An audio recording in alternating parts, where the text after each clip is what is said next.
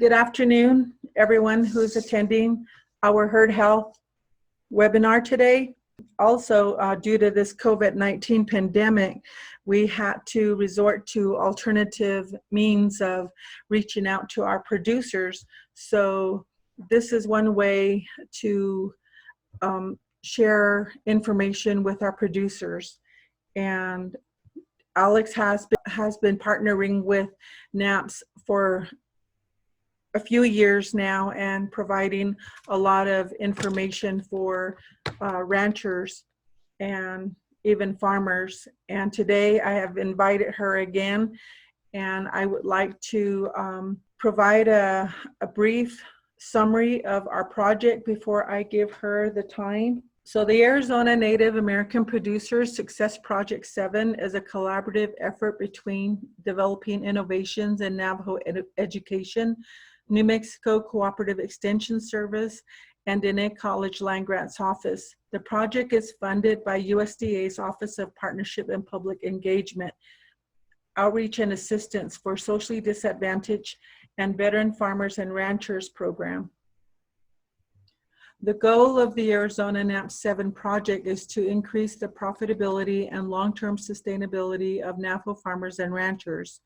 To achieve this goal, activities in 4 key areas are being undertaken to improve Navajo farm and ranch operations, to increase Navajo farmer and rancher knowledge of and access to available programs and technical assistance provided by the United States Department of Agriculture, the Bureau of Indian Affairs, the Navajo Nation, the New Mexico Cooperative Extension Service, the Diné College Land Grants Office, and others, to facilitate Navajo farmer ranchers' use of USDA's Natural Resource Conservation Service, Farm Service Agency, and Risk Management Agency programs, to also strengthen the organizational capacity of the Navajo Farmer and Rancher Congress to address the current and future needs of Navajo farmers and ranchers.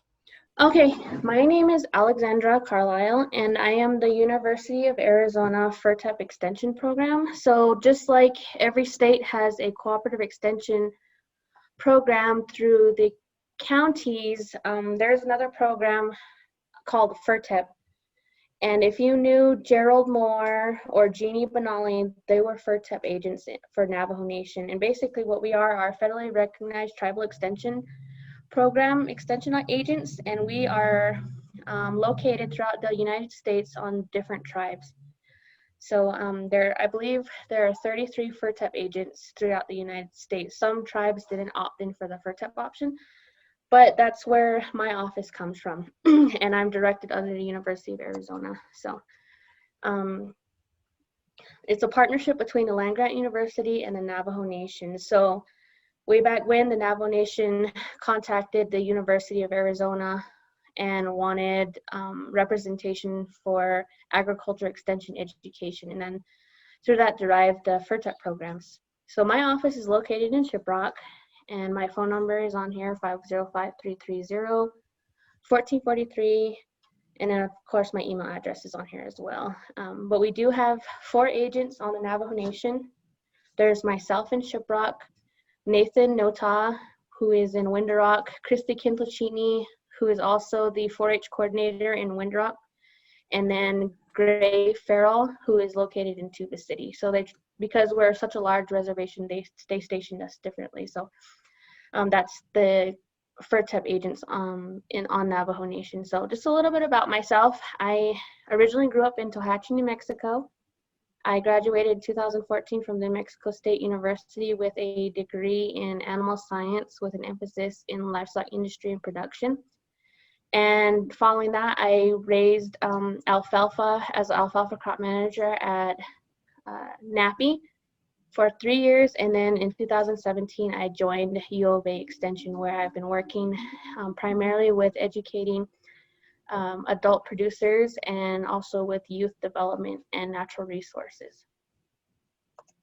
So we're going to talk about herd management, and if you're familiar with raising livestock, I'm pretty sure you know what this picture is. And I took this one today just because I wanted to see the relevance in it, but it's the U.S. Drought Monitor for New Mexico, and majority of our producers are in New Mexico and part of Arizona through McKinley, San Juan, Cibola, and in New Mexico counties, and then of course Apache and Navajo and Coconino on the Arizona side. So when you're looking at this drought monitor, everybody knows that we have not received an ample amount of rain. And so when you're talking about drought, basically the definition is you receive less than 50% the normal amount. And we've been in a drought, I want to say almost about 20 plus years. And so this picture here shows the intensity of the drought. So if you look at the legend here, D4 and D3 are extremely and exceptional drought, and that's majority of where all our livestock producers and the Navajo Nation is located. Same thing here on the Arizona side. I just wanted to show that. So when you're looking at livestock production and management, these are the things you want to consider. And when you're talking about managing things like livestock or crops, or even just money, you look at the things that you can control. You can't control the amount of rain. You can't control the crops that are growing. But you can control your herd numbers, your herd health program, your breeding program, when you're weaning. Those are the things that we're going to talk about today. So when you're talking about a herd management program, you need to know what your livestock are going to be raised for. Are you going to raise sheep for butcher purposes during indot season or canalda, those type of things? Are you raising them for wool production? Those are the type of things you need to look at and start kind of zoning in to get an idea of what you're raising and producing your livestock for. For cattle, are you raising them to be butchered? Are you raising breeding stock? Are you going to sell bulls to other producers? And those are the kind of characteristics you build your program on. And that's kind of what I covered here. What type of livestock you're producing and why. Understanding what you are wanting out of your herd. Are you wanting big calves at weaning time? Are you looking for heavy yearling weights? Are you looking for good mothers? Those things are all genetically inheritable traits, and you can make changes through your breeding program. Having some knowledge of common sickness in livestock. That's a very important one, because sometimes when you go to feed stores, they're not animal scientists that are selling you these products. They're basically going off what someone told them would work out here. And sometimes it may not be the best solution or additive to your livestock feeding program or vaccination program. So if you have an idea of what some major common sicknesses are in your area, then you would have an idea of, okay, this vaccine is good. This one, we don't have this disease here common, so I'm not going to waste money on trying to vaccine for something that's not prevalent here in this area. Monitoring the breeding aspect of your herd. How long should I have a herd sire in my herd? How long should I change, or how many years should I keep a herd sire, and how often should I change it out? I have 50 cows and 1 bull. Is that enough for him to service all those animals? And if you're only getting 25 to 30% of your cows breeding and having calves that year, then 50 cows to 1 bull may not be good enough. So you might have to bring in another bull, which, to answer that question, you need another herd bull for 50 cows. Culling and replacing livestock. Everybody has that one favorite cow or that one favorite sheep that doesn't breed. She doesn't throw offspring every year. Basically what she's doing is she is failing to do her job, and she needs to be sold. Looking at those type of things to improve your herd. Why do you have 50 cows but only half of those will throw calves, and then some of them are so old that they can't sustain young offspring as well? So those are the type of things you start looking at. Then you start kind of putting your management plan together, and then that you start culling out and removing livestock that you don't need. Okay, so elements of herd health. We're going to talk about this because just like you need 4 legs on a table, these 4 major areas cover your overall herd health program. So we're going to talk about nutrition. We're going to talk about your vaccinations, your breeding, and also how you handle livestock. Using very high stress environment can really affect the health of your livestock. And then on top of that, so if you can see, the four legs are your nutrition, vaccination, low stress handling, breeding. Then your table up top is overall herd health. but the fruit bowl on top of your table is going to be your record keeping and your profit. By doing all four of these at a good rate, you can increase your profit, and also your record keeping can help that. So that's why I call that the fruit bowl. Okay, I'm going to move on to the first level. Does anybody have any questions? And if you need to, just turn on your mic and say, excuse me, got a question. Very informal. I'm very go with the flow. So if you have questions, go ahead and shoot them to me. If you send them in the chat, I'll do my best to address them. I might wait until the end unless I can answer right then and there. Okay, when we're talking about nutrition, major thing you need to think about is what feed do you have access to? Somebody might say, oh, this alfalfa grass is the best, but you need to go all the way to Cortez to get it, but you live in Chinle. That's quite a ways to get feed, but there could be better options closer to you, like in Gallup or Flagstaff or Kayenta. So those are the type of things when I say what type of feed do you have access to. Also, some other people might say potato culls are a good option, but you don't have access to potato culls right away. So those are kind of things you need to kind of start to think about. Also, your production stages in your animal. You know, are your animals growing? Are your calves growing? So you need a high protein feed. Is your cow pregnant, or is she at that breeding stage? Then you would know, okay, because all of these different stages have different nutritional requirements. Just like when a woman is pregnant, you know, the doctor gives her a list of things to eat, and she's on vitamins and whatnot. Same thing with livestock. And if they're not in good body condition, they will not cycle to be bred. That's a huge thing, is your nutrition has a huge effect on their breed back ability. So just if you look at the picture here, it's a 12-month calendar, and it has the different stages of cow production in this image here. So knowing what is available. So if you're just grazing, which most people are doing, what grasses do we have out on the range? Are they edible? Are they something that livestock are not going to eat? Having an idea of what you have available is key to trying to determine your nutrition program and making sure your livestock are getting what they need. Awareness of noxious and poisonous weeds. Not everybody is a expert at identifying plants, and our office does have an online book where we can identify plants as well, and it's a little guide, and also has it in Navajo where it'll read the name in Navajo. So if you know the Navajo name, you can kind of mix and match and hopefully identify. But also, these extension programs offer assistance in identifying plants as well. A lot of times we'll ask you to bring it to us with a root intact, and then we can send it off to our plant specialist and they can identify it.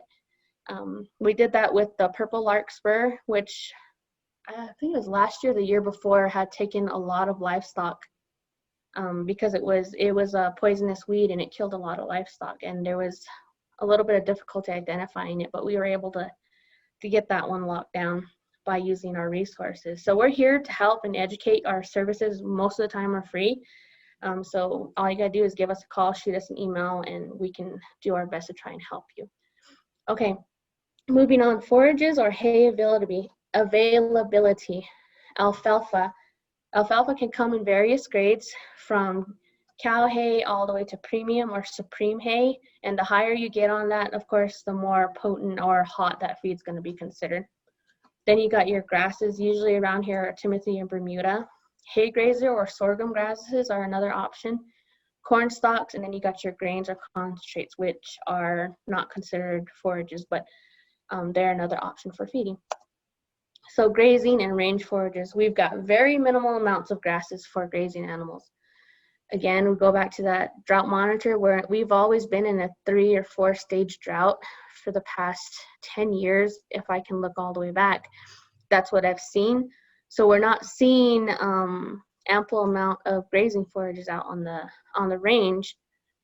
And even our native grasses are being depleted so much. And so obviously, knowing that we've been in a stage 3 and 4 drought, our native plants are not as populated as they have been. You should already know that we need to be supplementing or feeding our livestock. So going back to alfalfa, just a little bit of background. I'm going to cover background information on each forage and kind of some of the background information on it.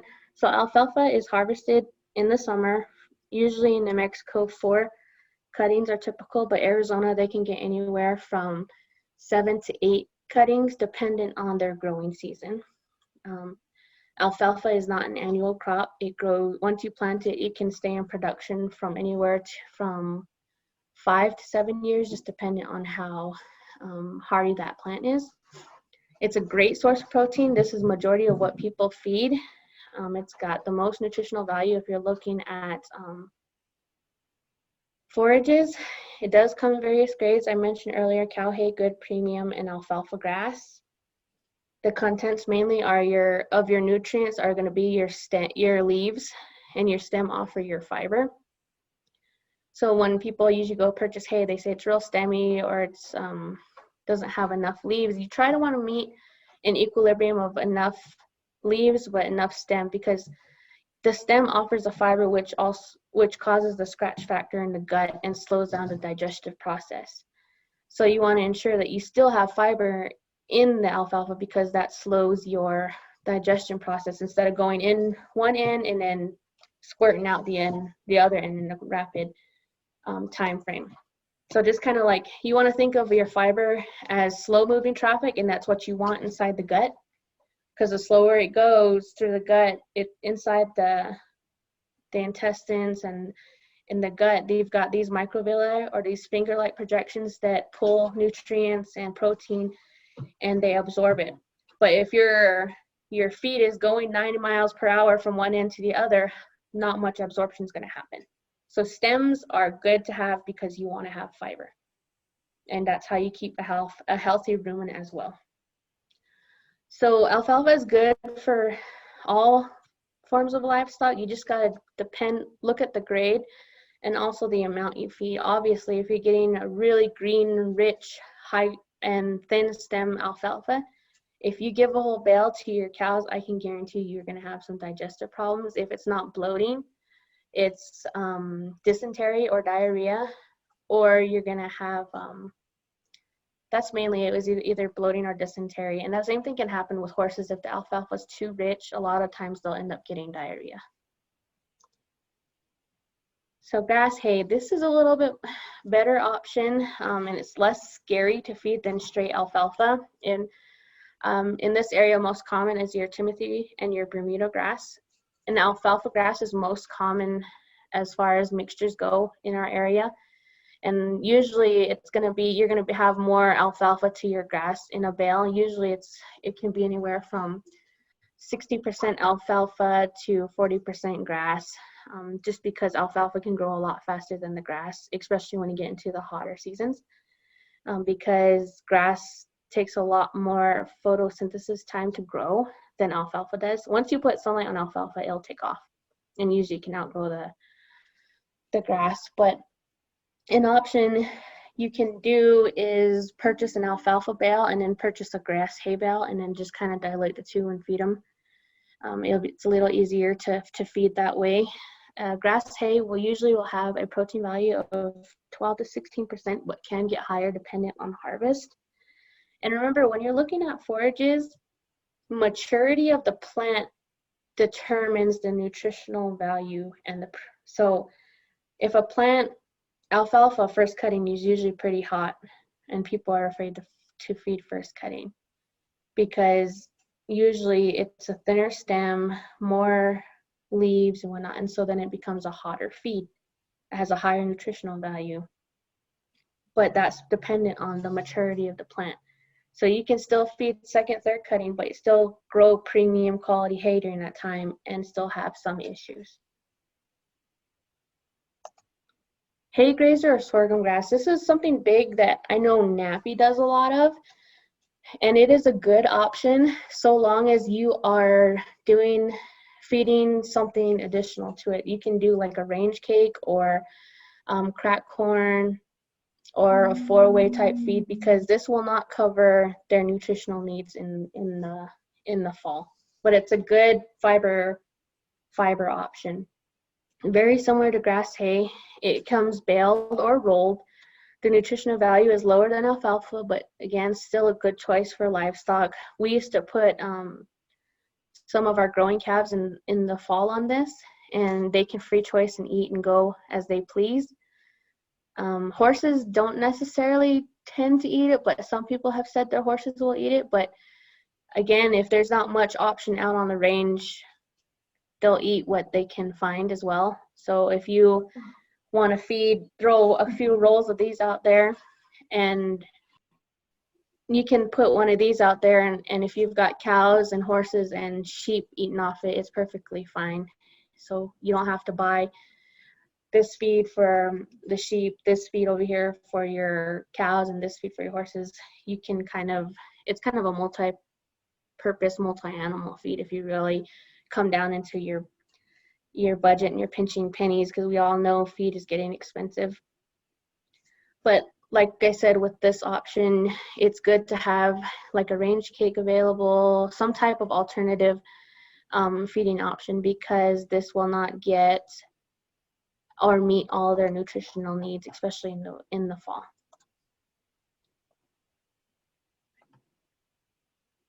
Okay, corn stalk.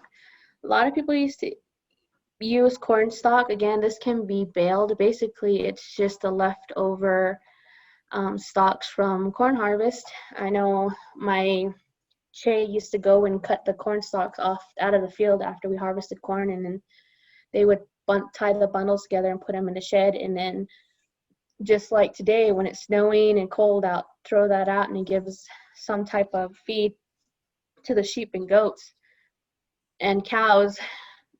Again, it's got a lower nutrient value. Supplementation is necessary so that your animal gets all the dietary needs from multiple feeds along with the corn stalk. And it's very good for winter feeding. Just like I said today, it's snowy, and it's something you can give to them because they're not able to graze. Grains and concentrates. These are a good source of your energy and fat, and I keep referring back to these when I say you're feeding a forage, but you might also need to add some supplementation of a different feed. Just because alfalfa does have high protein and whatnot, sometimes you still need to add additional energy or fat, and that's what you're going to get from your grains. And so that can be anything from your corn, oats, barley. And again, remember, this may not come easy to where you're located, so you need to be able to find something that can work for you, that you have good accessibility to. They can come in single forms like cracked corn.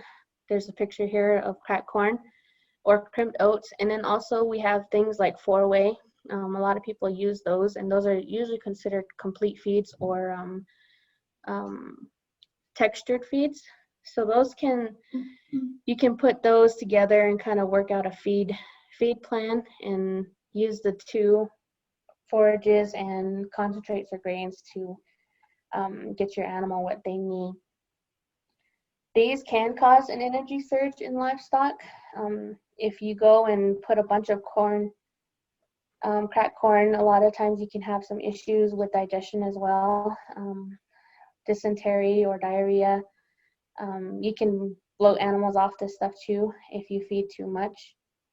And so you just and if you're changing, and one of the biggest things about feeding is if you're changing feeds, say you're bringing them off the range into the pen and you're going to keep them penned up, slowly introduce your grains, slowly introduce your alfalfa, because if just like us, if we change our diet rapidly, it's going to make us sick. So say I go on a diet of just I change from eating meats and bread and whatnot with very little dairy or vegetables, and then I decide, well, I'm going to go on an all veggie fast it's going to make my stomach a little upset. So you have to gradually make those changes with livestock too. And they've got bacteria within their gut that need time to make that adjustment as well, because they have their own ecosystem, their own pH levels. And if you change feeds right away, you can cause a little bit of problems inside their gut. And you don't want to do that, because remember, if they've got a stomachache, or if they're not feeling well, they're not going to eat as much. And the whole purpose of livestock is you want to keep as much weight on them, especially if they're for slaughter. You don't want to go backwards and lose weight, because then you're kind of working against yourself and the money you're putting into your feeds. Salt blocks. So right now people they always ask, well, what's better, the pink one, the blue one, or the yellow one? And honestly, if you just can get either or out there so that there is a source of minerals available for them, that is good. I typically just tell people to stick to the iodine, which was the brown one or the white one. All of these colored ones are just basically an added nutrient. Like I think cobalt is blue, sulfur is pink. I can't remember the colors, but basically it's just salt with an added nutrient. So basically I just tell people the plain white salt is fine, but if you want to get fancy and go with a pink one, that's perfectly fine too. Just remember that we are in a drought, and a lot of our water tanks are empty, and some of them don't have access to fresh water. The more salt you give them, the more water intake is going to be required.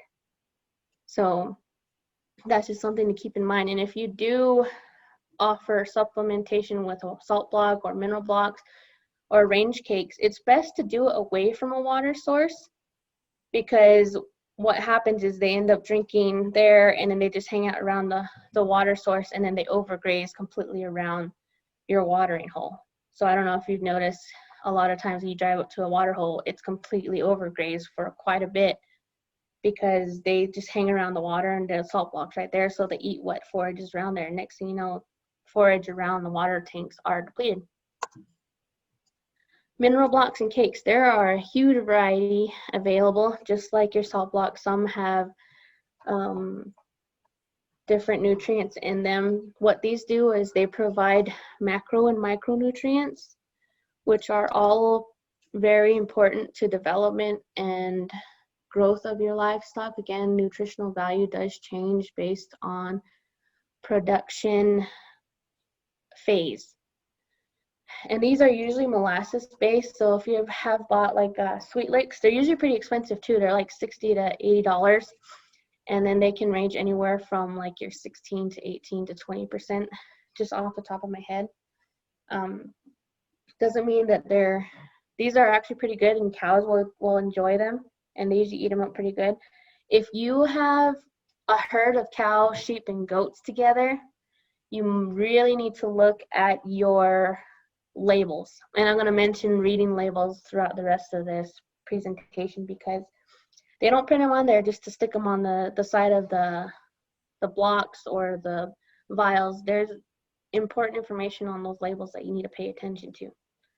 You might go and buy a Sweet Licks tub and your sheep get into it, but it's got a high copper content, and you can kill your sheep, because sheep are very delicate to copper amounts in feed. And if it's species specific, like if it says for range cattle only, it's for range cattle only. Don't put it in there with your sheep or your horses, because you might wake up, or you might go out to the pens and have a bunch of dead sheep or a sick horse. So watch those labels and pay attention to them, because they will tell you what you need to know about that feed. Drought conditions and winter forage, it's a no-brainer. Like I said, if you're feeding corn stock, it might have a good idea to have either a mineral block or a cake out available, so that they have something to get the rest of their minerals off of, besides just the forage that you're throwing out there. Other sources, some areas like up here, I'm located in Kirtland, or I live in Kirtland, and one of the feed places I know a lot of people go to is Nappy. And Nappy does sell bean coals, which if you can get your livestock to eat any of these on this page, bean coals, potato coals, or pumpkins, you have an availability to feed that is pretty cheap to get a hold of, and also pretty nutritious to your livestock. Like I said, bean coals, they're high in protein, but low palatability, which means a lot of the times cows won't really take onto them and eat them. But you can mix it with corn or throw a little bit of molasses or corn syrup on it and see if they'll take it. We do say don't feed more than 10 to 15% of the diet because you can cause some issues. And that's just kind of universal with these ones, no more than 10 to 15% of the diet. Potato coals are high in starch and high energy. So these are good things to kind of, if you're going to do like hay grazer, throw a hay grazer bale out there and then supplement some of this bean coals and potato coals or pumpkins. I know one producer likes to feed their pumpkins that they don't get rid of after their fall harvest. They'll break them up, and it's a good source of energy and vitamin A and K for their cattle. Their cattle like it. The only thing I would worry about is with your potato coals, if you can cut them up or have them, that's good because sometimes they cause a choking hazard in your young animals. If they don't know how to break it all the way down with their teeth, sometimes there's a little bit of problems with that. But other than that, these are pretty good options, and they're actually pretty pricely. Price friendly. So we're just wrapping up the nutrition side of things. Remember, your feed choices are very diverse. Joe Yazzie can have a completely different feed program for his cattle than Ed Begay over here. They could feed totally different. But it's just based on what you as a producer are trying to accomplish and what the goal is for your livestock. So if you're trying to get them all weaned and sold to the market by November, you might have different feed program for the weaning calves than you do the mamas and of course your breeders. Feed stuff availability. How frequent can you get that feed? Is it easy to get? Is it cost friendly? Is it within reach? And I've covered feed bowls. Livestock accessibility is another one too. Some of us have become weekend ranchers, or we have other job. We have our daytime job, so sometimes we can't get out there every weekend. So that would also determine, what would work better. If getting a 3/4 ton bale of hay grazer and putting that out, every 2 weeks is your way of doing it, then that might be the best option for you. Then and that works for you, then that sounds great. Throw a mineral tub out there as well so that they're getting what they need. And palatability, well, your animal will even eat it. I mentioned that bean coals are a great source of energy and protein, but they're low palatable, which means they won't eat it. So I don't know about you, but nothing makes me more upset than buying a very expensive feed or something, and then your animal sniffs it and then walks away. You're just kind of like, come on, buddy, I bought that for you. You should eat it, but then they don't. My brother shows livestock, and he had a steer that we would buy feed for, and it had the best stuff for him, but he just didn't like it. And so we had to adjust our feeding program because of that. Palatability, your animals will tell you if they'll eat it or not. And I think something that's really important is your budget. How much are you able to pay, to feed your livestock?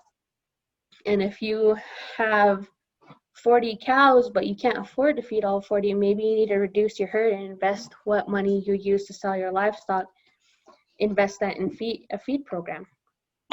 So I'd rather have 15 calves that are 800 pounds at weaning than 30 calves that are barely pushing 600 pounds. So that kind of thing is what you also start looking at when you're putting together your herd plan, your feed, your nutrition, and your breeding program as well.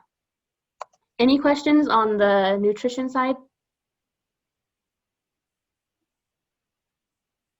No? Okay, I'm going to move on to our vaccination section. Okay, so our vaccination program. I always like to say start with a healthy animal. It's the most important step in trying to develop a effective vaccination program and herd health. And when you start with a healthy animal, their immune response is a lot better than if you are trying to doctor a sick animal and bring up their immunity.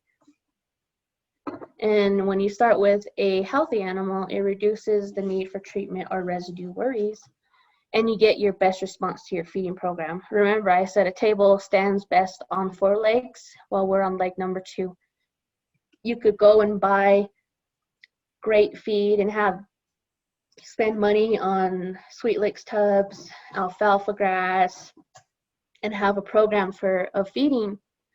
But because you're not deworming, or you don't have an appropriate deworming program or vaccination program, you could just be wasting your money because you're missing one leg of the table. So vaccination and introduction to an animal health program. Again, remember, proper nutrition helps. Protein and trace minerals in young growing animals is essential. Low stress conditions, because when you stress animals, just like us, when we get stressed out or worried, we're more susceptible to getting sick. Stress hormones reduce the immune system, and you also want a good functioning immune system. That's why I said when it's better to start with a healthy animal. Just like, okay, it's flu season right now, right? Most times if you're sick, they won't give you a flu shot. Especially if you're got a fever and whatnot. It's kind of very similar in livestock.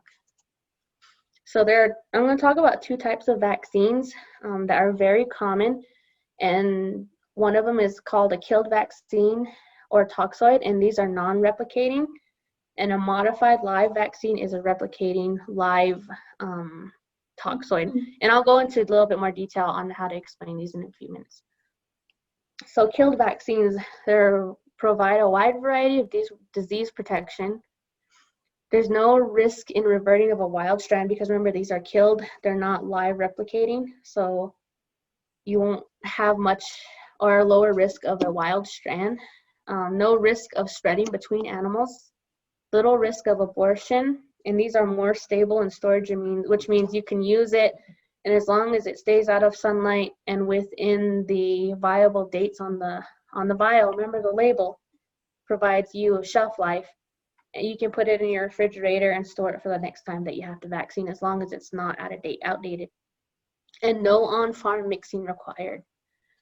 It's a good stimulant for colostrum, which is the first milk letdown within 24 hours of parturition, which has the most impact on immune development in young livestock. More likely to cause allergic reactions or bumps, or you're killed. More likely. These are the little bumps you get on the side of the neck once you give shots, which I always tell people that's not a bad thing. Basically, it's like if we get a mosquito bite, your skin bumps up a little bit. Basically, you broke that layer of skin, so you're having a slight reaction. Don't go and cut and slice those things open. Leave it alone. Eventually, they'll go away. And that's why we give vaccines in the neck and not in the rump or anywhere else in most animals. Slower onset of immunity. This is why with these killed vaccines, you typically have to give a booster. They may not stimulate as strong or lasting immunity than if you were to use a modified live. There's a narrow spectrum of protection versus a modified live vaccine. Blocking by maternal antibodies problem for young livestock. So sometimes you get a little bit of maternal antibodies that will kind of prevent this from being as super effective, but it's very low,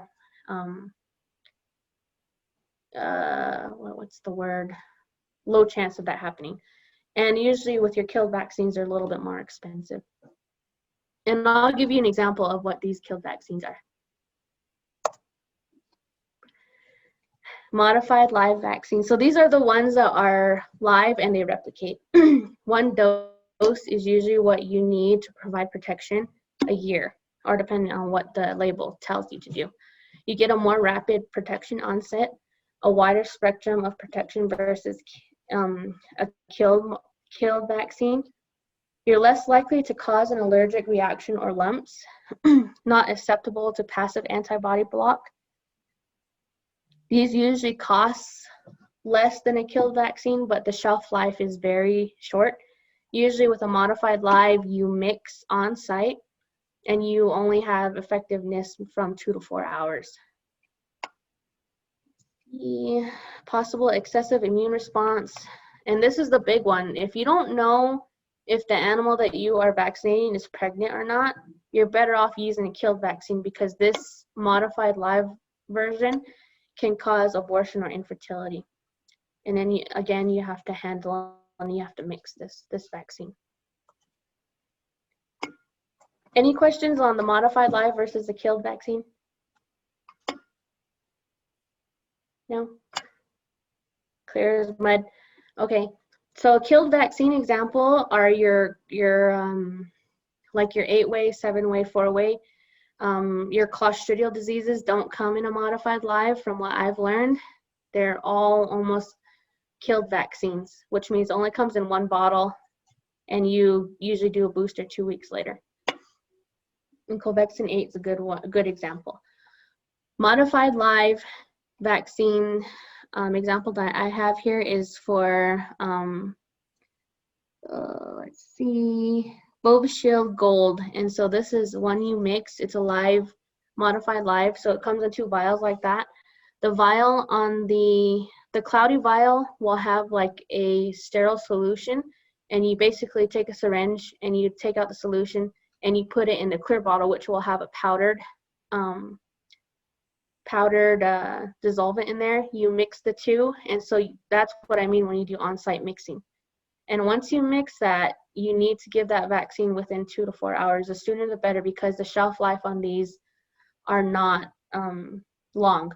So your killed vaccine, you can give a shot today and then go home and, you know, put it in your cooler. And if you got to give your booster 2 weeks later, it's perfectly fine. But your modified live, if you don't use that entire bottle, it's basically trashed at the end of the day. You cannot store modified lives if you've already mixed. Okay, and then I have a video here that gives a little bit of an explanation of your killed versus modified live virus vaccines. And hopefully this can provide a little bit more of an explanation as well. The main reason we choose a vaccine, though, and the main reason we select vaccines to use in a herd is based on risk.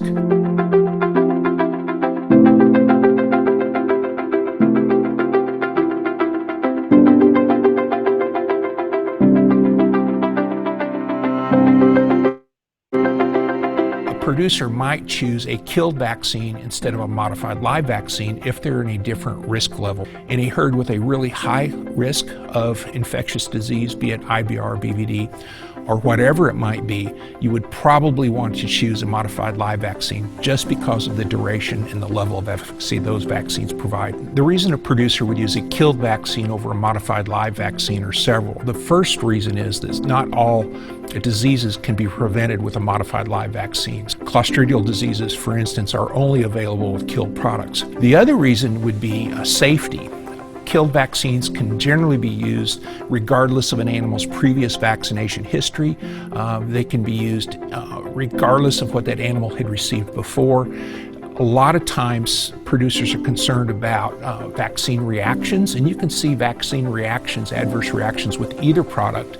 But typically we think that killed vaccines cause less immunosuppression than modified live vaccines do. Another reason a producer would choose a killed vaccine over a modified live vaccine is just convenience.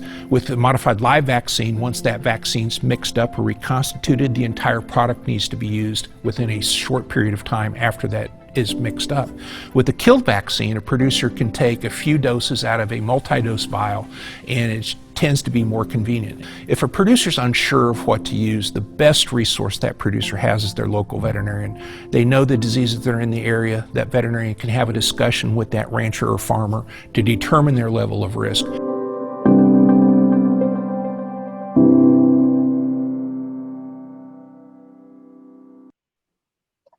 Okay,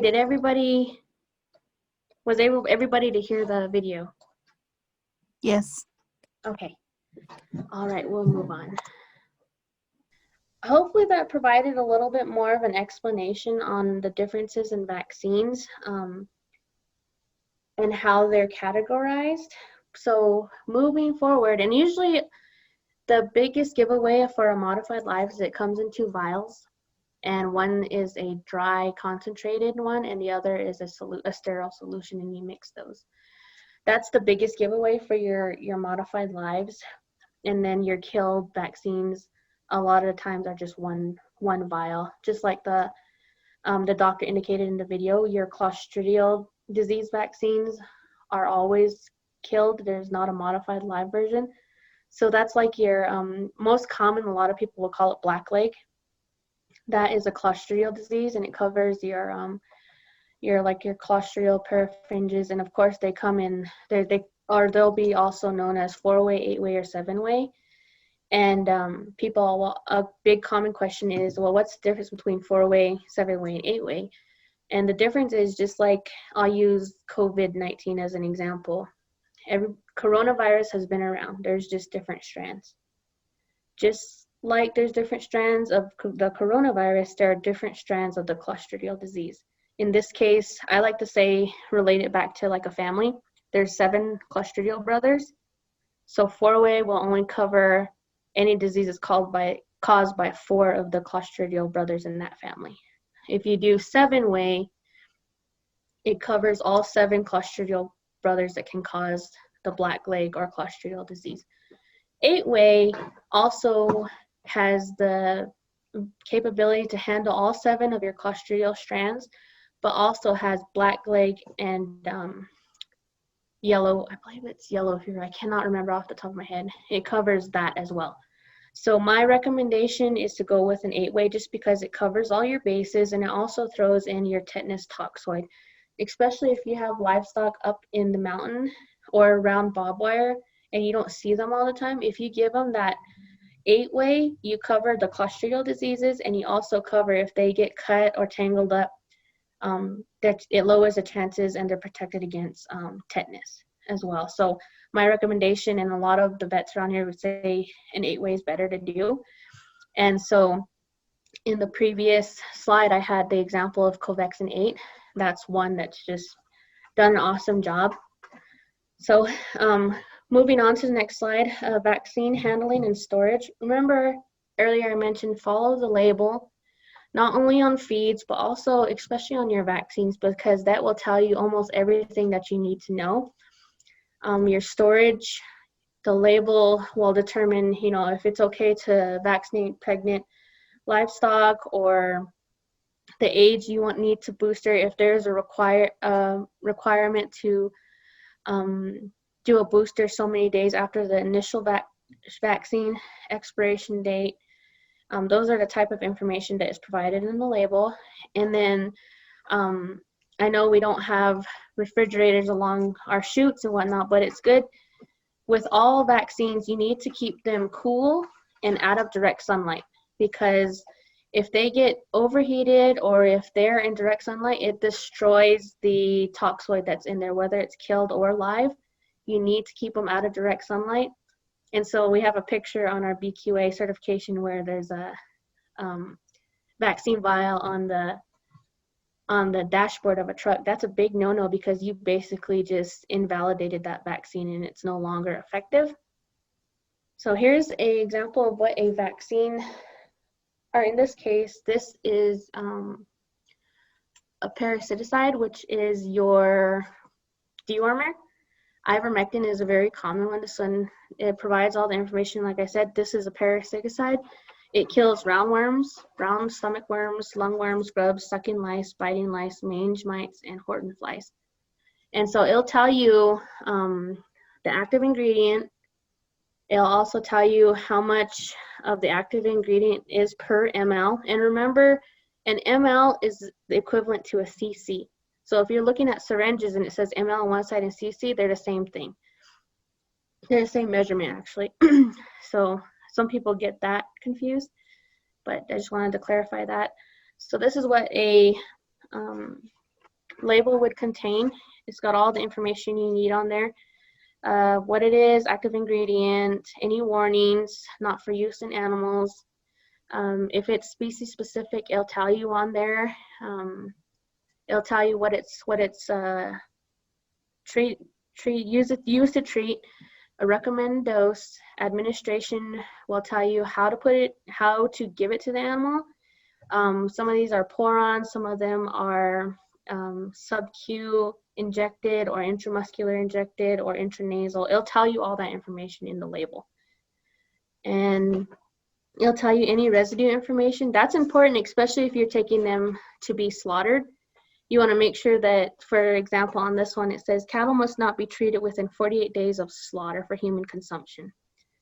And so that's where you don't want to do that this weekend and then take them to the slaughterhouse, you know, within 30 days or whatever. Or if you're close to that 48 days, it's good to, and this is where record keeping becomes important too, is you write down what you gave and when, and then if you do have to sell your animal, say you have no choice and you can only do it 2 weeks from now to take them to the auction, if you provide that information to the sale yard, then they know, okay, this animal's still in that residue period and it won't go directly to slaughter.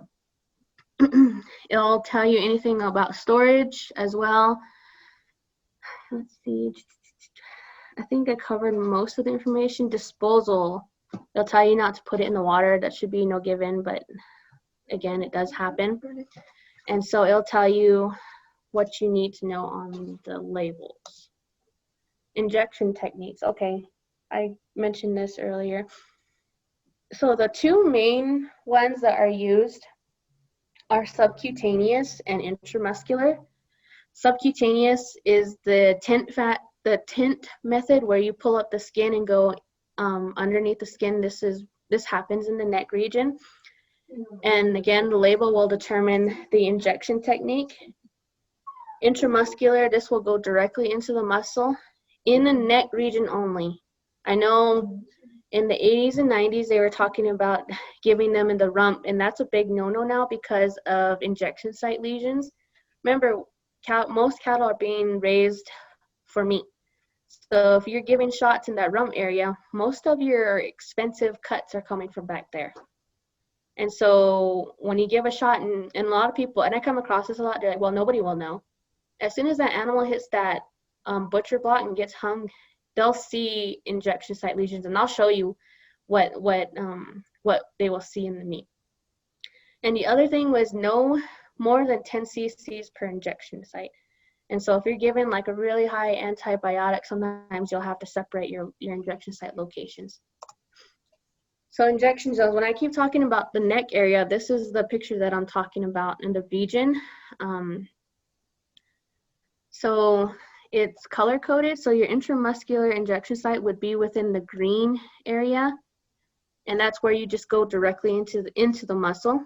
And then your subcutaneous site could be within the blue region as well. So that does encompass the green zone as well. So you can give in that, basically you can give any of those injections in that triangular location of your cattle's neck. The areas to avoid, of course, are in red. You don't want to give anything in the shoulder because, again, remember, you're damaging meat. You don't want to go in the nuchal ligament, sorry, I can't speak, spinal column or the jugular furrow, because one, you're either going to hit a ligament and paralyze your animal, or you're going to hit blood, and you don't want to be putting an injection in that is meant for subcu or intramuscular into the bloodstream, because it's not meant to work that way.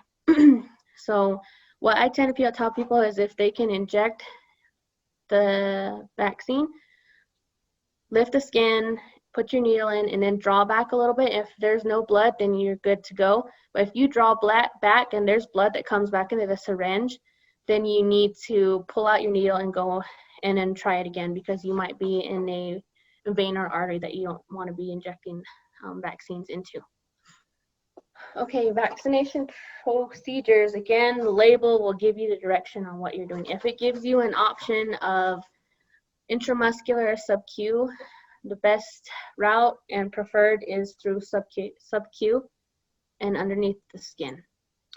Needle length, there's a vast variety of different needle sizes and gauges. And so on here, intramuscular, it's saying 1 inch to 1.5 inches in length, and a 16 or 18 gauge is what they're recommending. I personally think 1 inch will suffice, but again, depends on the age of the cattle too. Sometimes when you get older, it's a little harder to get into. Remember, you got to get into that first layer of muscle. So 1 inch to 1.5 inches would work as well. A 16 or 18 gauge needle. Subcutaneous, I like half 1 inch to 3/4 inch personally, and I typically would stick to an 18 gauge. And I'll show you a picture of different needle sizes here in a few minutes. And again, spread your injection sites. If you're doing a modified live injection and you're doing a killed vaccine as well, so you're doing multiple vaccinations at one time, it's good to keep maybe your modified lives on the left neck and then your killed vaccines on the right side. So if you're going to do like a virus shield, let's see, not a virus shield, Covaxin 8, a killed vaccine, you can do that on the right side. And then if you're going to do a modified live, like something like for BSRV or any of your respiratory vaccinations, you can do that on the left hand side, which can come in a modified live version. That's what I mean by spreading out injection sites. And if you're doing multiple on one side, the other thing you can do is spread your shots a hand width apart. It's really hard to do this over webcam because I can't see you and I can't show you. But if you have any questions, please let me know. If I'm going too fast or if I'm confusing you, I don't know if I'm confusing you, and I don't know what you know or don't know if nobody says anything. So I'm just trying my best to explain it. It's a lot easier if I can draw it on the board and show you, which normally No, you're good. Okay.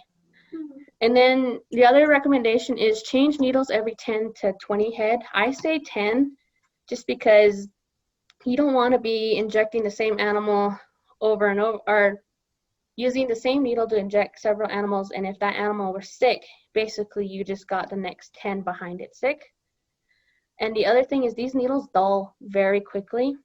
You would think they're still sharp, but actually after, I think studies show after 5 to 10 injections, they dull out pretty quickly. If you bend, barb, or break, change out your needles. Don't try and use it, because the last thing you want to do is get it stuck inside the animal and cause a secondary infection.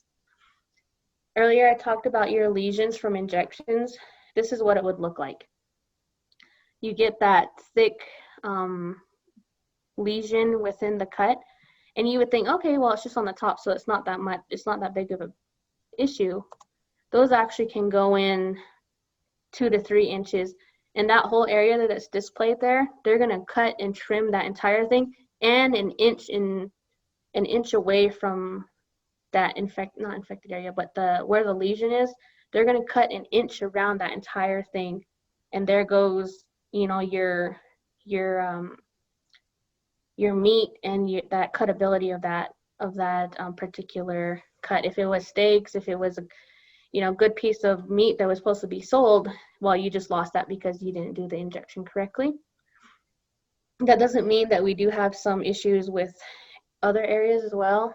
Sometimes you can think you're doing everything correctly, in animals and biology and vaccines can kind of have an adverse thing. That's just a risk you take.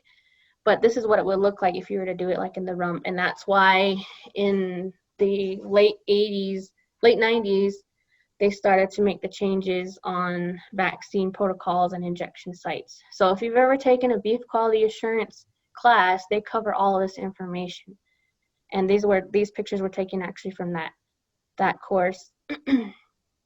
So if you're giving injections and saying, oh, well, nobody will know once the animal's on the butcher block and they start to process, they come across this, and eventually they'll figure out, and there's traceability to the producer. And so you just want to be cautious of that, and there's a reason why they change those injection sites to the neck if possible.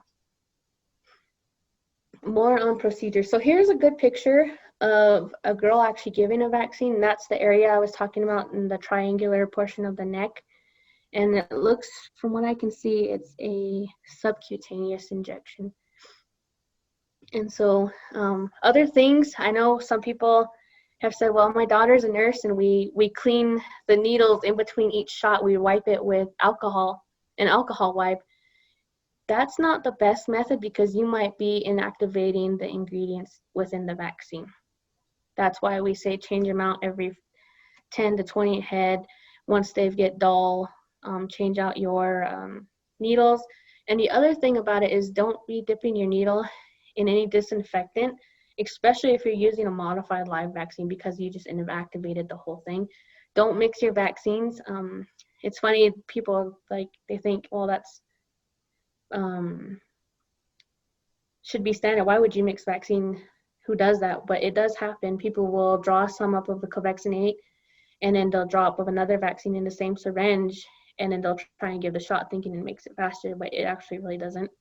You can just ruin and waste the product and inactivate it. I like to say, just take your hand over the hide and take your hand over, wipe it off, make sure it's clean and free of mud or manure, and then just do your injections.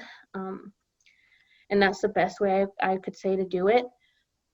But wiping and using Clorox wipes, and people will do different things. You're basically just inactivating your vaccine. Here's the picture I was talking about. Okay, so when we're talking about needle gauges, we're talking about the diameter of the hole of the needle. So in needles, the higher the number, the smaller the diameter of that needle. So if you look at the bottom, it's the pink one, it's a 20 gauge needle. So that's a really thin needle. And so those are typically used like in cats and dogs. And then there's a 19 gauge needle, it's a little thicker.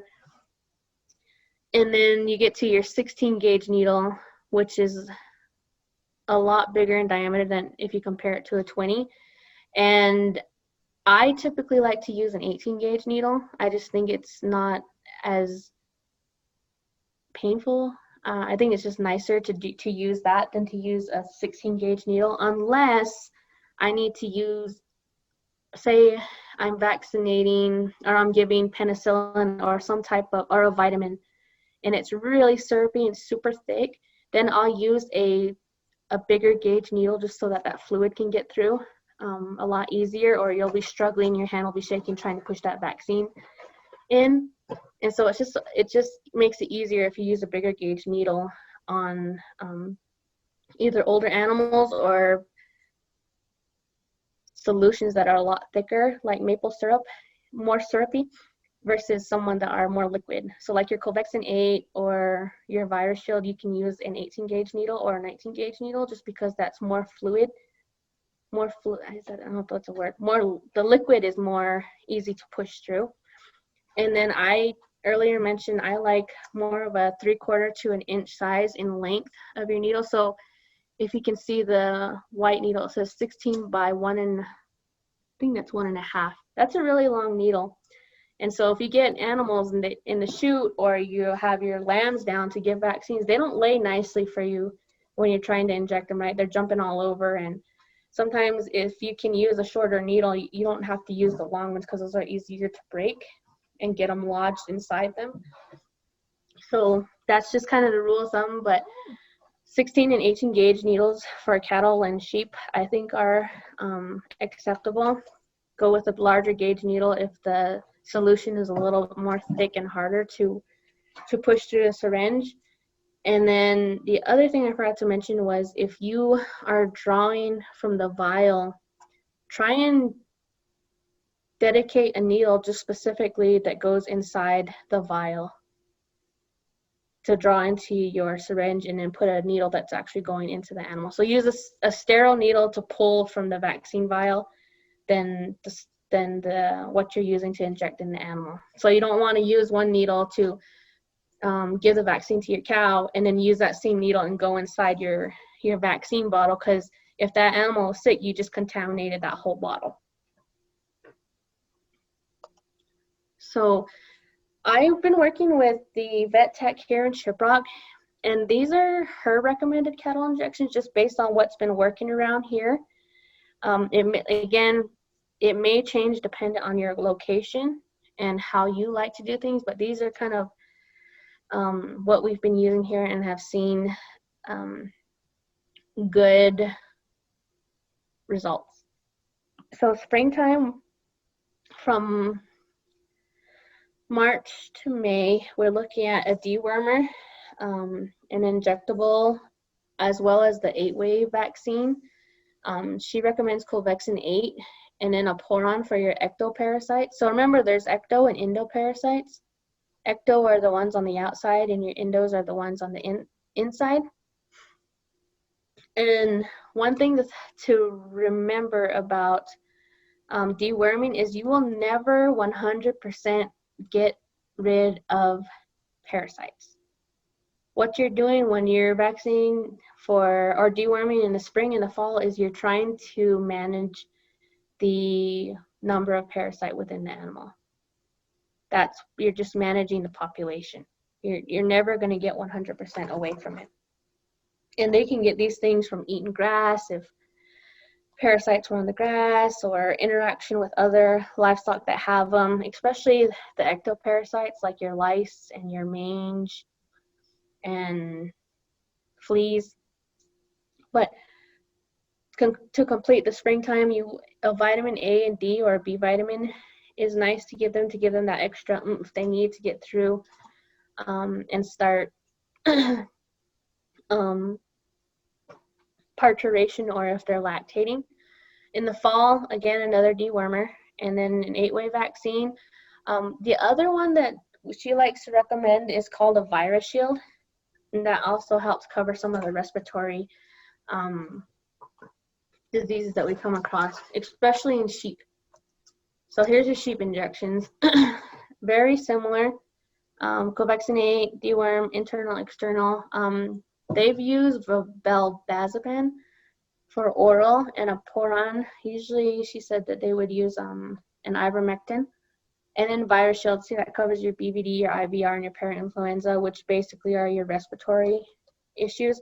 So if you ever go in the sheep corral and you have a sheep in the corner with their head down, they're trying to breathe and their snots are all coming out of their nose, virus shield will take care of that. And then your fall, September through November, is your covaccinate, virus shield. And then she recommended in this area deworming internally or using a ivermectin sheep drench has been very effective. So I threw that one in there. And those are for your sheep and your cattle. Important take homes from the vaccination section is know what you expect your vaccine to do. Remember that penicillin is not an annual vaccine. That's not something you should be giving just to give. It's an antibiotic. And I think after this year, you can't buy over-the-counter antibiotics anymore because it's been misused so much. So your vaccines are like your virus shields, your Bova Shield. Let's see, I'm trying to think. I just drew a blank. Covaccinate, your Clostridials, your 7-way, 8-way, 4-way, those are considered annual vaccines. But your LA200 and penicillin, Draxin, those are all antibiotics. Those are if they have a bacterial infection, those are what you give. Just like us, we don't take amoxicillin like a daily vitamin. Make sure you use quality products. If it was sitting on the dashboard or if the expiration date has been surpassed, then it's probably not a good product to utilize. Read, follow label directions, store vaccines correctly. If you have your vaccine chute side, keep them in a cool and shaded place. A lot of times like a ice cooler works perfectly. Use a sterile needle to rehydrate. That's what I was talking about on using a sterile needle just to pull the vaccine from the vial. So you're not using the same needle to go in cow and in vaccine bottle. Mix, if you're using modified lives, what you can use in 30 to 40 minutes, just because of shelf life on the modified lives. Sub-Q is the best, and in front of the neck, if it gives you an option, use new sharp needles and change every 10 to 15 head. And never re-enter a vaccine bottle. Clean, sterilize equipment when done, and store correctly. Any questions? No, thank you. All right, we'll move on then. Okay, covering the breeding section. It's important to understand what your breeding cycle for your livestock are. and knowing when sexual puberty has been reached because they're different for different species. And then your options for breeding. Most of the time, everybody in our area use live cover and not artificial insemination, but that is an option. It's good to be familiar with your gestation period so that you know when you should be expecting lambs or calves or foals or kids. And the last thing is what you're looking for in your offspring. Are you looking for high birth weights? Even sometimes your biggest goal is just to get 50% of your herd to calf or lamb or kid healthy offspring. Okay, so I put in this funny picture. Oh, I thought it was pretty funny. Livestock don't breed just to breed. They have cycles for a reason. And so a lot of times people will call me and say, I just bought a bull. I put him with my cows and he just sniffed them and he's just eating. He's not breeding them or servicing them. And so my biggest question to ask them is, well, are your cows in heat? Because if they're not expressing heat, no matter what species, they will not breed. Just because you put them together doesn't mean they're going to mate if the female is not receptive to the male. So understanding your age of puberty as well as your heat cycle is very important to make sure that you're getting the most out of your breeding stock. So important facts about breeding and puberty in sheep and goats. So most sheep, and this can vary dependent on the breed. Some breeds will mature sexually faster than other breeds. So it can vary, but that's why I have such a big range on these. So for sheep, we look at some breeds can reach puberty at 5 months and some it takes all the way to 12 months. And then of course in between. They're polyestrous, which means they express their estrous cycles every 17 days, which means so day one, they'll express heat for only 24 to 36 hours. If they don't get bred within that short time period, they'll come out of heat and they won't go back into heat until another 17 days later. Just like a woman's menstrual cycle is circular, that's how livestock are. And that's why earlier I said when someone called and said, well, I put my bull out with the cows and he just sniffed them and he went to go eat grass or he went to the feed bunk. It's because nobody was expressing heat. So he's not going to do his job if there's no invitation for him to come do his job.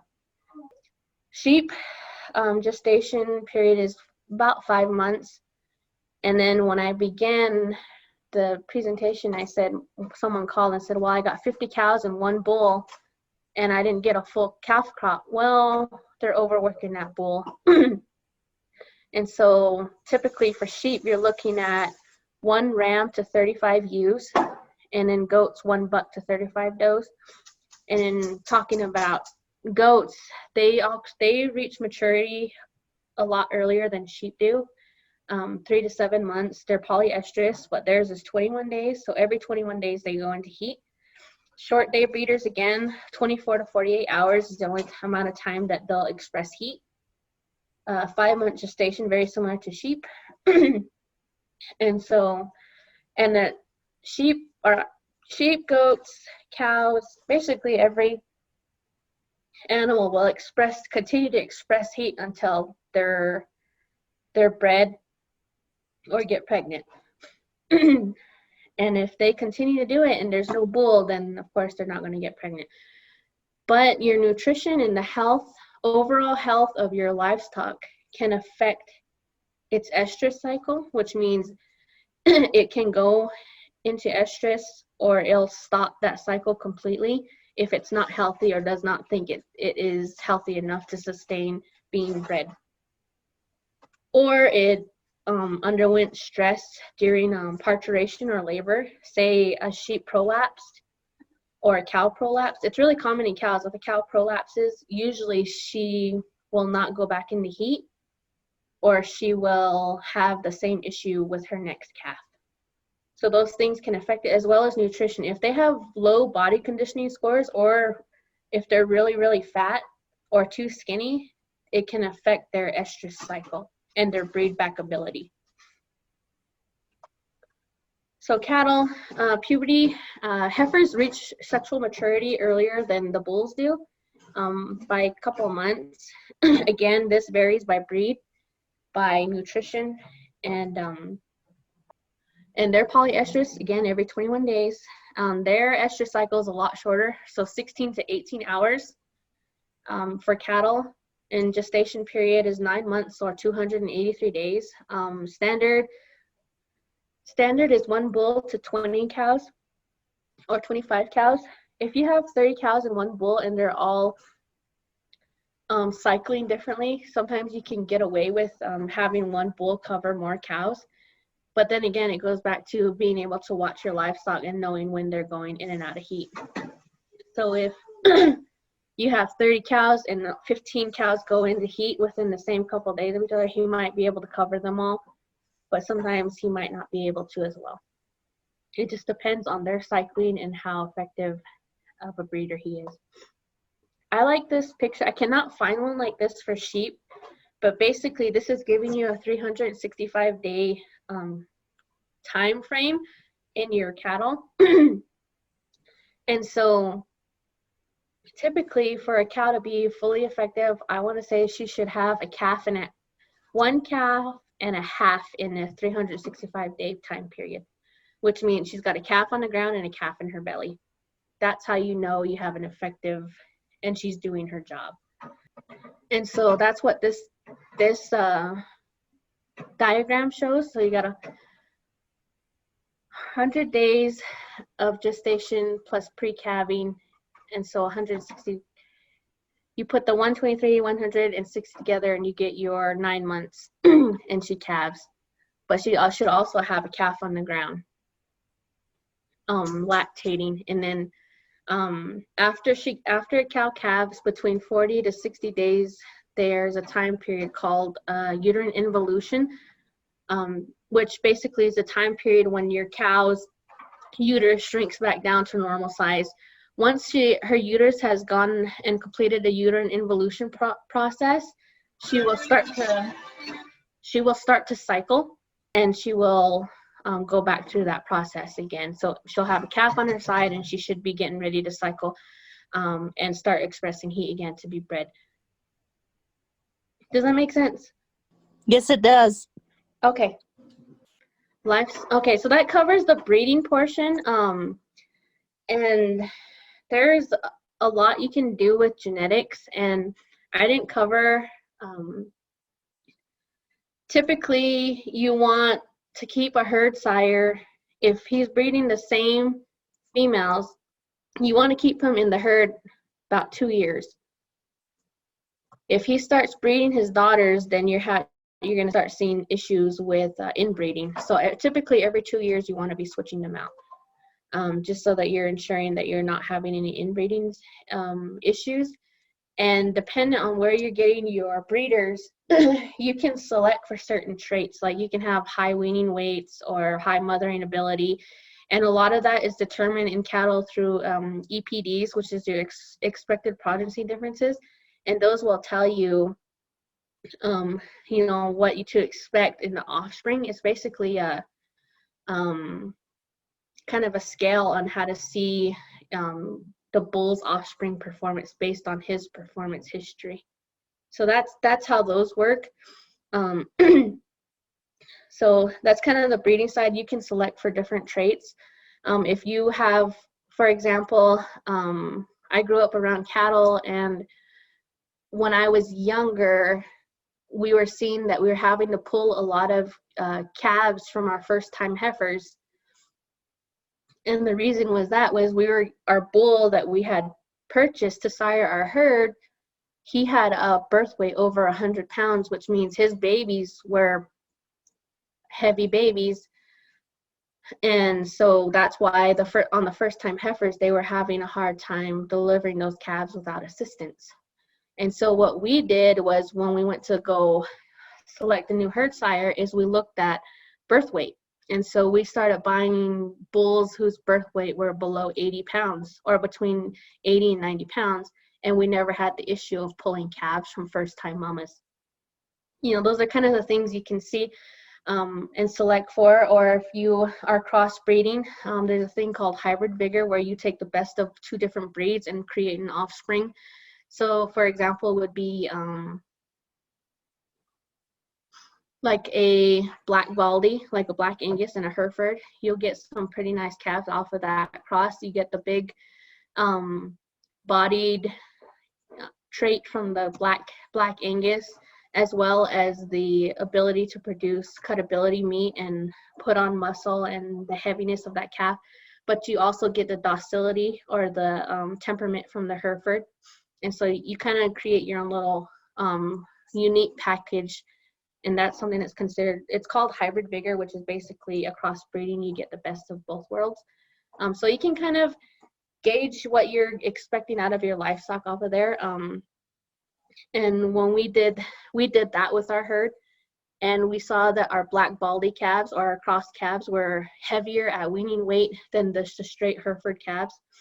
And they didn't require as much feed as a full Angus calf. So there's a lot of different things you can kind of do dependent when you're talking about your breeding stock and how you can do that effectively. Same thing with sheep. If you're raising sheep for good wool production, but you also want them for meat, there are certain breeds that can do dual purpose, and you can select for those traits as well. All right, the home stretch. I'm starting to get a little burned out here, and my allergies or something's catching my ability to talk. So bear with me, I'm almost done. So livestock handling and stress. So earlier I talked about how when we're stressed out or animals are stressed out, they release that cortisol hormone, which basically suppresses the immune system as well. Each time livestock have interaction with humans, we can cause stress if they have a bad interaction, or we're chasing them or doing whatnot to them. We can stress them out a little bit, such as times of vaccination, branding, castration, or weaning. Therefore, if you can, you try to minimize your stressors or complete doctoring and vaccines in one time rather than various roundups. So if you can brand, castrate, and vaccinate all in one go, that's best than to bring them in, brand them, chase them back in, castrate them, bring them in later, and then vaccinate them again. If you can tie those all in one event, it's a little bit easier for them to handle, and also they'll react a little bit better. The other thing too is castrating. If you can castrate as soon as the testicles are dropped and minimize that stress, that's a big thing. I really, really, really dislike it when people say they got a yearling calf that they're trying to castrate. That's just more stress on that animal, as well as the vasculature or the veins and arteries and the blood supply to the testicles have matured, and so you're going to get a lot more bleeding. And so, I mean, to me, it just seems cruel to let them grow that big. And the fact that they say, well, it's because of the testosterone doesn't grow a little bit better. Well, what advantage you're trying to get out of that, you're going to lose it in the amount of stress you're putting on them when you castrate them at a year. So it's better just to do it and get it done and over with.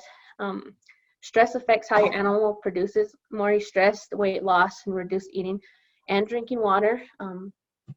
Just like an example, when you wean calves from their mamas, they cry and they just stand at the gate or in the trailer, and they don't eat and they don't drink water. And so those are kind of the things on the stress handling that affect the overall health of your animal. Why don't we go forward? How can we reduce stress? I did cover that. Combine operations to one roundup. The other thing is being present. The more familiar they are with you, then the less afraid they'll be. I think your presence around your livestock is a good thing to do. Then it's just easier to handle them, and you have fewer issues as well. Refrain from using hot shots. If you don't need to use them, then don't.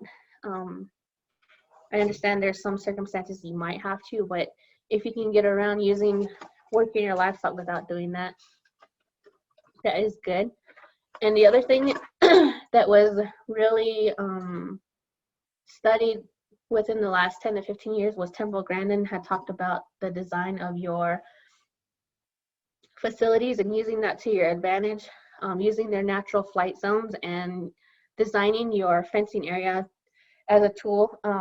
A lot of the times if you have square pens, the cows will just run to that corner and you can't really get in there, and that's usually when whips and whatnot are used. If you can, even if you don't have to redo your whole pens, but you just stick say a log or a pole in those corners and make them roundabout so they can't hide in those corners, that is one way to help and modify without increasing stress to your livestock.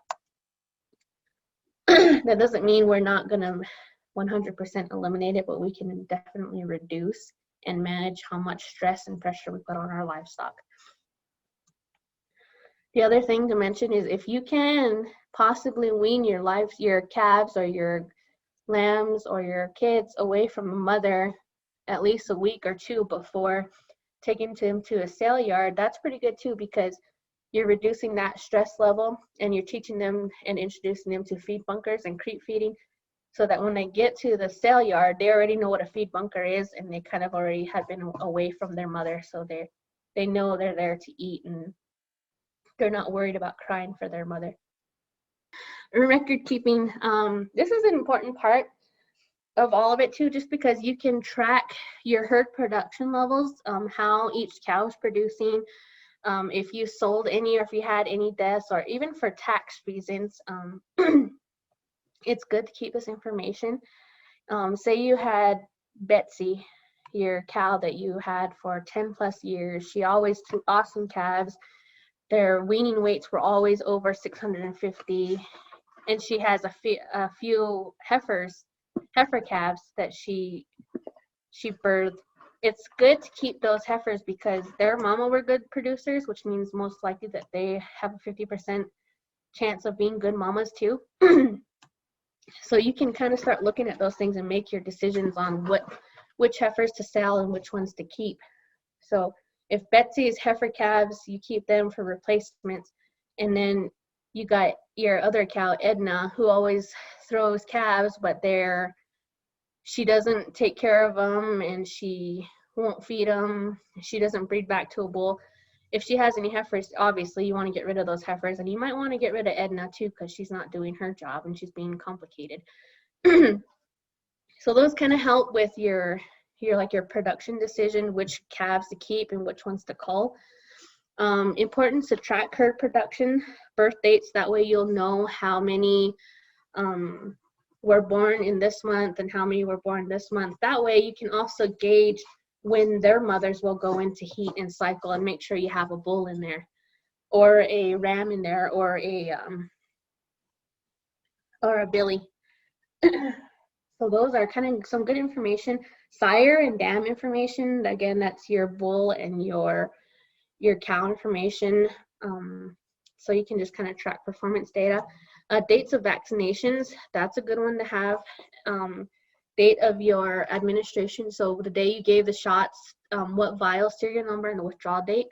So if you gave the shot today and it says 90 days withdrawal date, then you would write down the date that it's okay to sell, so 90 days from today.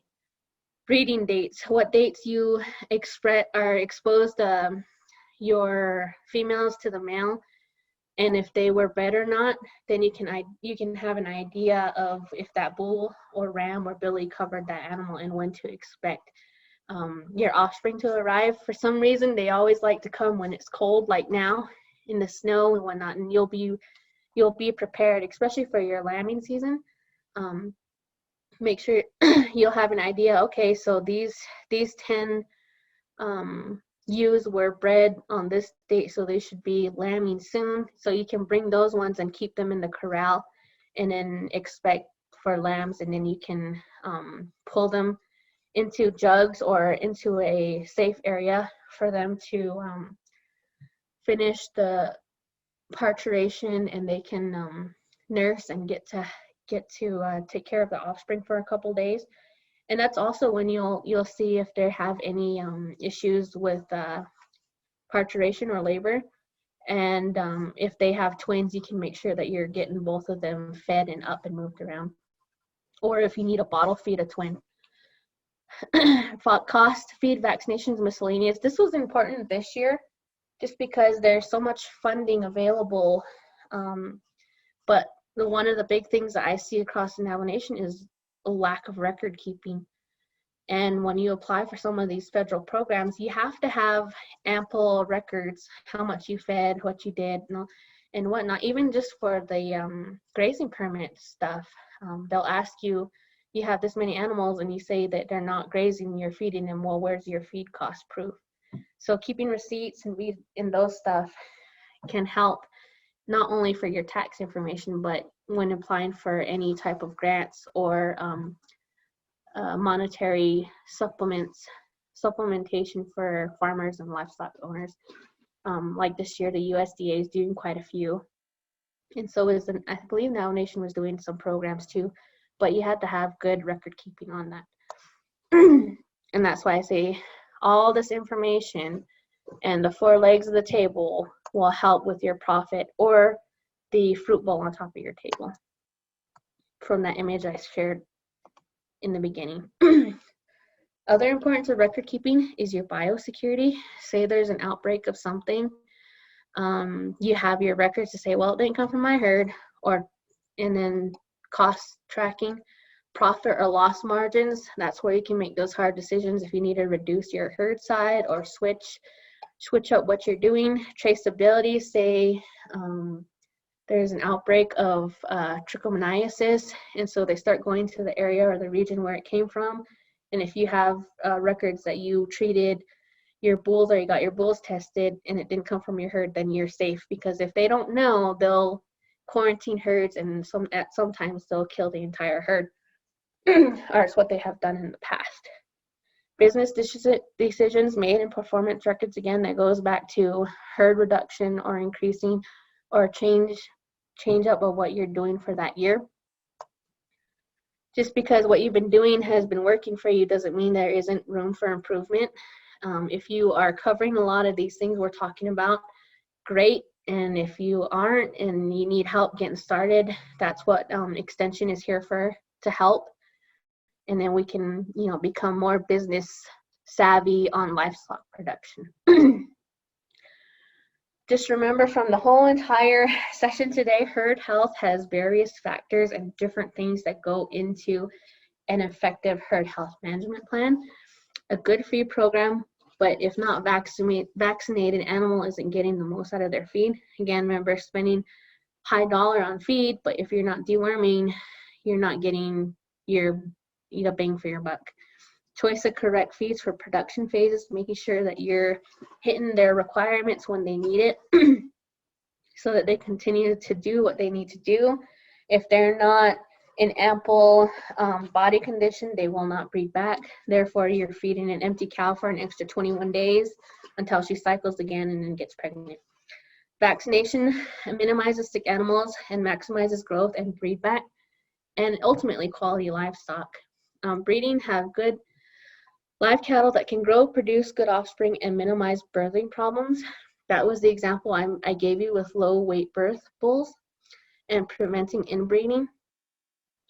Low stress handling can affect the growth of livestock, so making sure that you can handle your livestock in a fashion that you're not increasing any stress levels and you're doing it in the most effective means.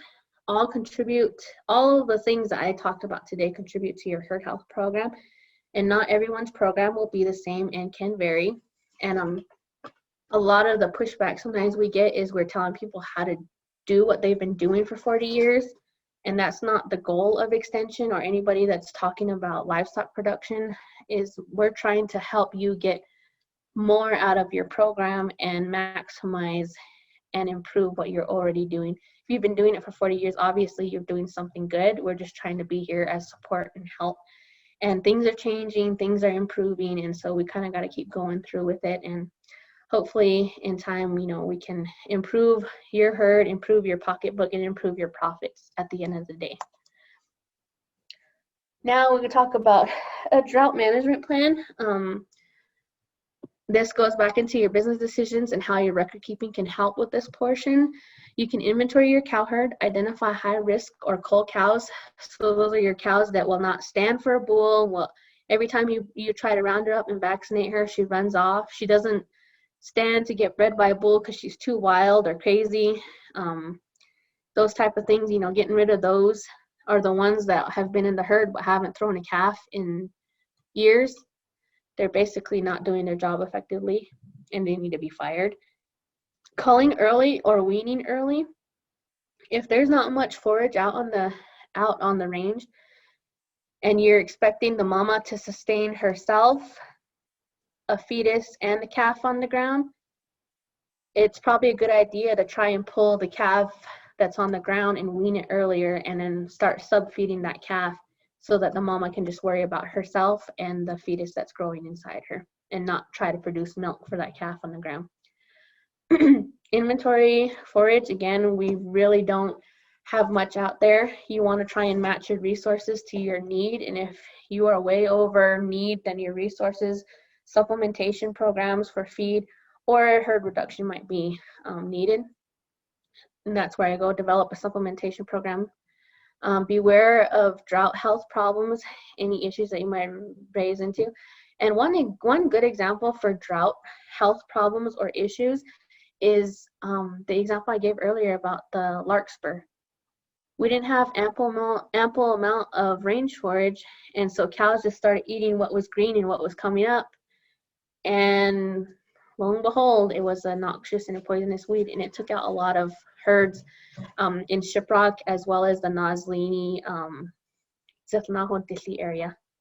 So those are kind of just some back things, and there was really nothing we could do about it because there was hillsides covered in it.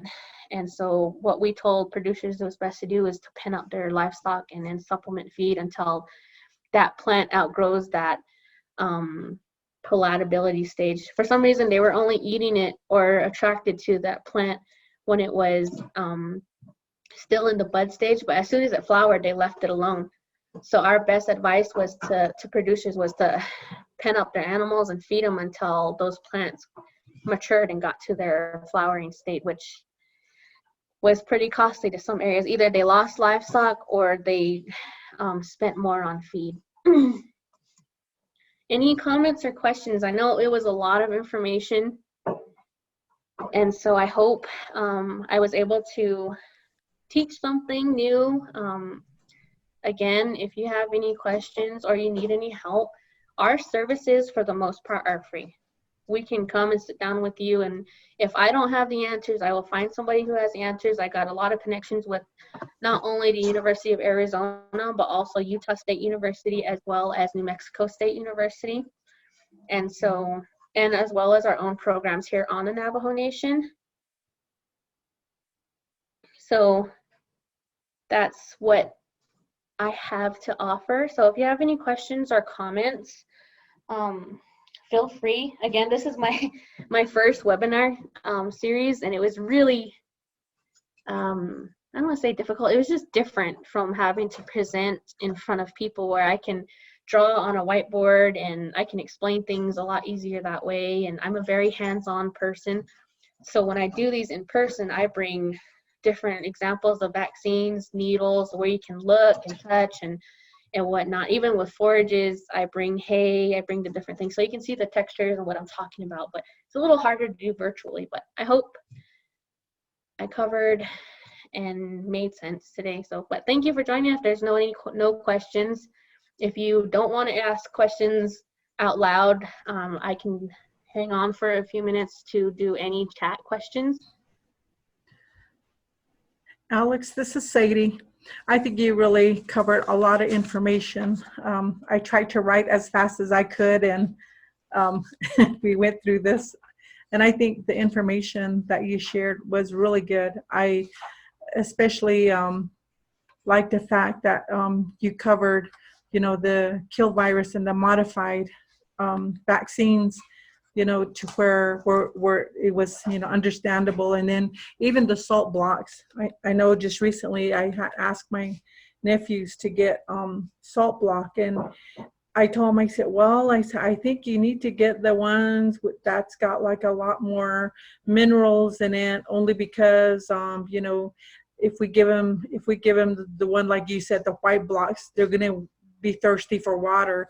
And they got both. So I thought, you know, I guess I did the right thing for getting both of them, but that was for the sheep. So does anyone else have any questions in regards to our webinar today? I do have a question.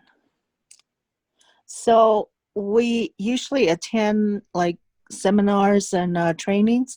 Do we get some sort of a certificate in attending a webinar? Not this one, no. However, I can, I think, I know they have the BQA program, and this is probably almost covering just about everything that Alex usually gives out. However, I think I'll leave that up to her. But for the NAPS project, no, we don't give out certificates. But I could, you know, send you something, you know, indicating that you attended our workshop. That would be great. Okay, sure. Are you talking about continuing education credits for like a beef quality assurance program? Is that what you're talking about? No, sometimes, you know, from the BIA, they'll like put us through certain trainings, Oh, okay, okay, I understand. and then they'll tell us to attend like a couple hours of training. So I'm just wondering how we can verify that we did attend a training like this. Would I call this a training, or was it just a webinar? What's the difference? I would consider it a training. A webinar basically is training over the web. It's how I understand it. Yeah. I know that, are you beef quality assurance certified? That would be a good one to get in on. If you're in New Mexico, they were certifying producers through that program, and they were doing webinars too, online. And also, I believe the University of Arizona was doing some as well. I was doing them in person until COVID hit, and I haven't done any since. But that's a good one to get involved in. You actually get a certification, and you can it helps with your herd production, as well as in the sale yard. You can provide that information to sale barns.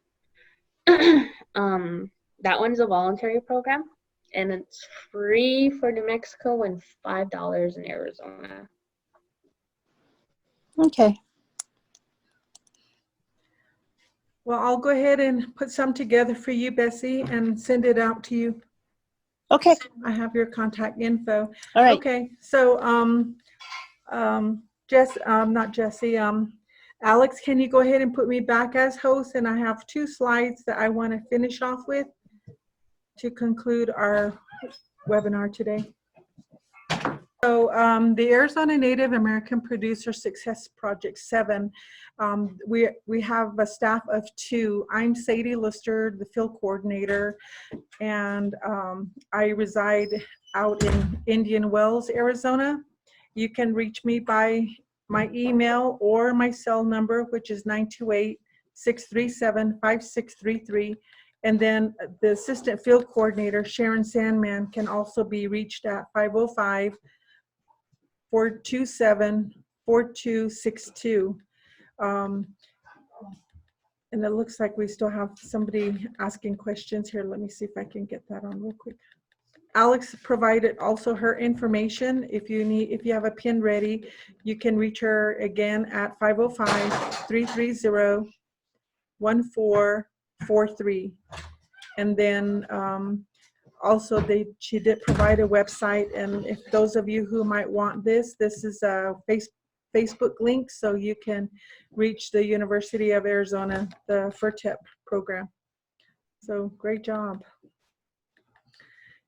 Okay, and then after this, my next slide is just we welcome all your comments so that we may continue to provide resources of interest to better farming and ranching methods. We will continue to host webinars, post information on Facebook relating to upcoming events, including monthly newsletters, videos, USDA resources and links, and recorded webinars will be posted on Arizona NAPS 7. Also, we are putting together a website, so that'll be coming soon. We're hoping it'll be out before the end of this month. So thanks again, everybody, for joining us, and have a wonderful afternoon. This concludes our webinar today. I'll go on it. Thank you, everybody. Thank you.